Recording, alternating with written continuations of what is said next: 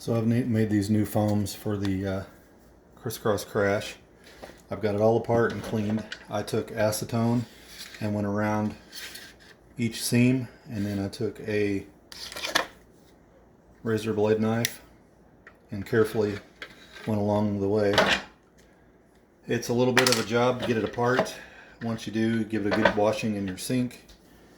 And I put a little bit of white lithium grease. I don't know if that's your first choice, but it had a little bit of grease in there from the factory, so I thought I would go back with that. So your first gear, which is a small gear, there's two of them that are identical. One of them goes into that hole right there. The other one goes into the slot right here. That's what you usually hear when it disengages, that going back and forth. Then this one here, the round part, goes into there, like so. And you kind of want to work it around a little bit, get it loosened up. I've only done a couple of these now, so could be some changes come in the future if I see that I need to do something different. But right now, this has been working so far. So I just put just a little bit of lubrication on the gears. Again, there was some on there from the factory. So just kind of work it around the best that you can to get it spread around a little bit. Alright, once you get that, you want to put this back on. Probably going to want to put a little bit of grease into the top holes. So you got the little groove, and you got that spot there. That's pretty much it. And then it just snaps down on there like that.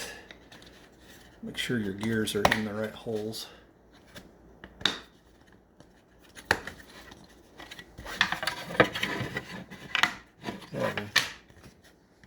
Alright, kind of work that grease around a little.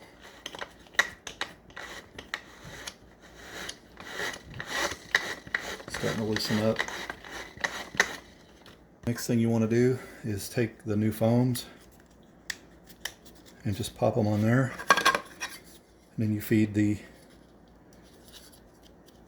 little shaft down in there. And these are a little tight because they're brand new, so you may have to force them in. They'll snap in. Now those go into these holes here.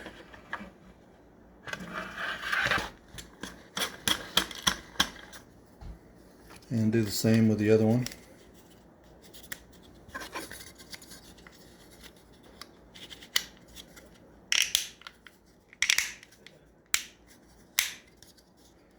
Once all those are in, it goes in over here.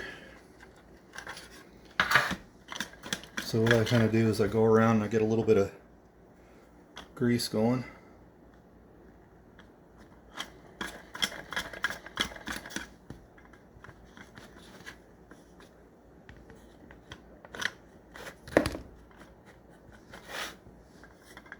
You don't need a whole lot. You don't want it getting all over the foam.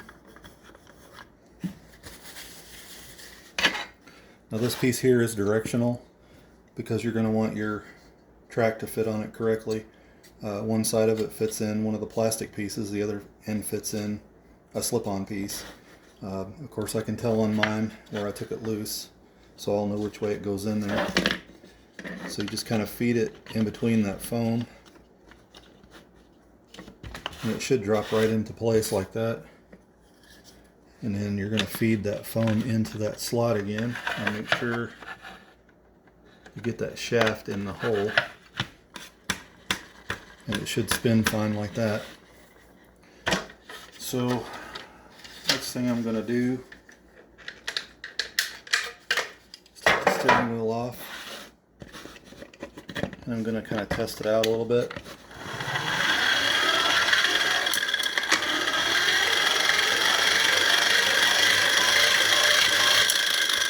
Sounds pretty good.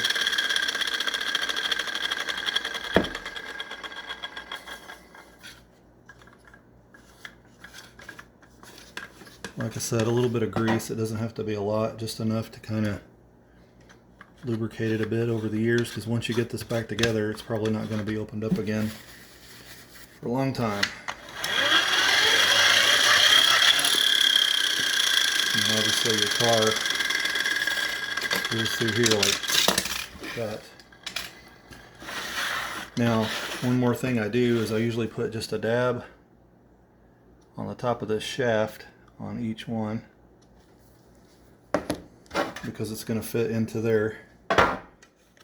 So you can put your steering wheel back in. All you got to do to remove the steering wheel is push those tabs in and it pops right out. So I'm going to go ahead and set this on here. I'm not going to glue it yet.